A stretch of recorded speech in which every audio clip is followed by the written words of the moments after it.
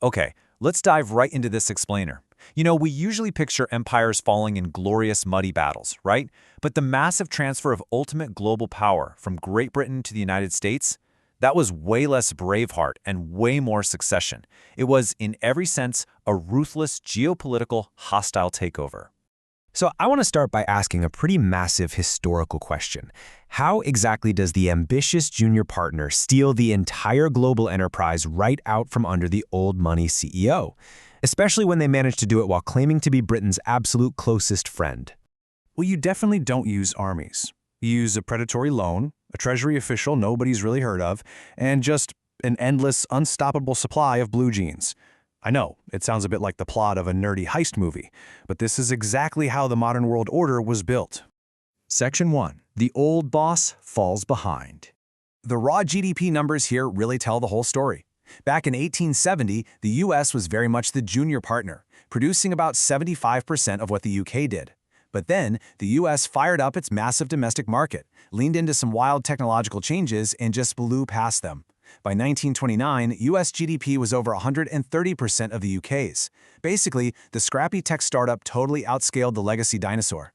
Section 2. World Wars and Maxed Cards.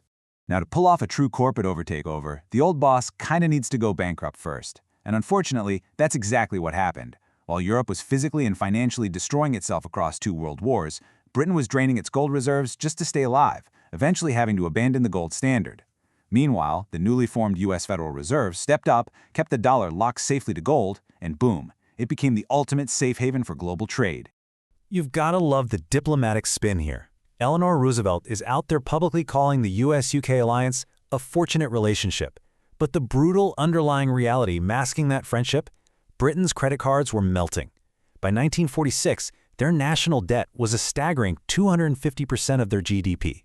They were a fading empire running strictly on fumes. Section 3. Bretton Woods, the showdown. Okay, this matchup is honestly hilarious. In 1944, at Bretton Woods, representing the UK, you have John Maynard Keynes, literally the most famous, brilliant economist on planet Earth. Representing the US, Harry Dexter White, an obscure mid-level treasury bureaucrat. Keynes pitches a cooperative global currency union. White says, nah, the US dollar is going to rule everything. And since White's boss holds all the actual gold, and Keynes's boss is completely bankrupt, the unknown bureaucrat totally steamrolls the global genius. And White's absolute mic-drop victory was pegging the value of the dollar to exactly $35 per troy ounce of gold. By forcing everyone else to peg their currencies to the dollar, he cemented the US as the permanent boss. The dollar literally became the sun that the entire economic solar system revolved around. Section 4. The ultimate frenemy loan. Obviously, Britain wasn't exactly thrilled to surrender its superpower status, but the US basically held them hostage, forcing them to sign on to this new Bretton Woods system or face total ruin, a panic the British nervously called a financial Dunkirk. Essentially, the US treated their absolute closest wartime ally to the geopolitical equivalent of a predatory payday loan. Section 5. Pumpkins, Spies, and Paranoia. Right when you think international monetary policy couldn't possibly be any juicier, we get a full-blown spy thriller. Historians have argued for decades about whether Harry Dexter White was actually a Soviet spy. He popped up in the decrypted Venona cables and had ties to a known spy ring. Some argue he was trying to actively rig the IMF for the Soviets, while others swear he was just aggressively doing his diplomatic job to keep the US and Russia friendly. But guys, you cannot make this next part up. The smoking gun evidence against Y, the architect of the modern global economy, was hidden inside a literal hollowed-out pumpkin on a Maryland farm by an informant named Whittaker Chambers. Yes, the so-called Pumpkin Papers. It is, without a doubt, the most bizarre agricultural footnote in all of financial history. Section 6. Hegemony and blue jeans. So what does this American takeover actually look like in the wild? Well, structural power and hegemony often just look a lot like dada-giri, which is an absolutely fantastic term for bullying or bossing people around.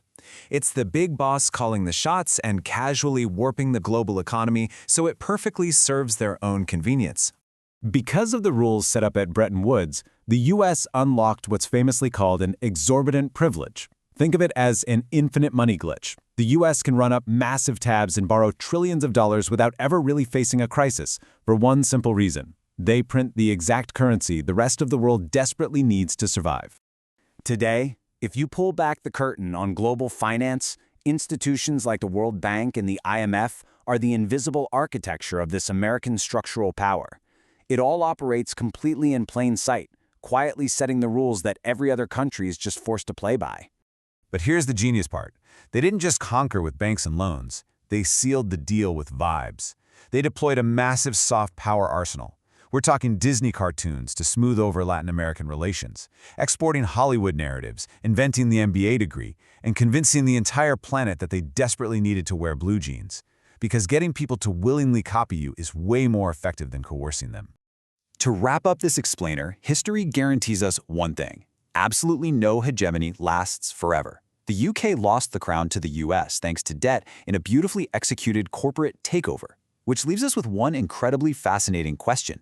As America's relative power starts to shift today, who exactly is waiting in the wings, quietly scheming to pull off the next hostile takeover of the world economy?